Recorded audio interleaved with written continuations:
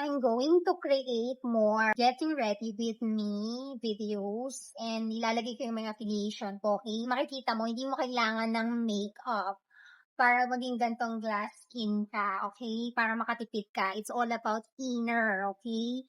Maglagay ka ng malunggay every time nakakain ka, okay? Whether it's soup. Check mo na lang sa Google, okay? How much is the serving good for you, yung good daily intake, okay?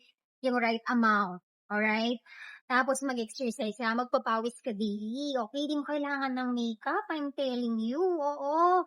Tingnan mo, oh, I know you noticed I've been putting a lot of makeup kasi kailangan kong i-present yung sarili ko, kailangan maganda pa rin ako, di ba? Pero look at this, oh, glass skin tayo, we just blush on. Ito, ilalagyan namin ng affiliation, okay? Kung ano yung nilagay ko, yung Misa, tingnan mo, di ko masabi yung exact name. And then yung isang serum, okay? Korean products. Yun lang. Tapos nag-blush on lang ako. Super glass skin tayo. Oh, di ba?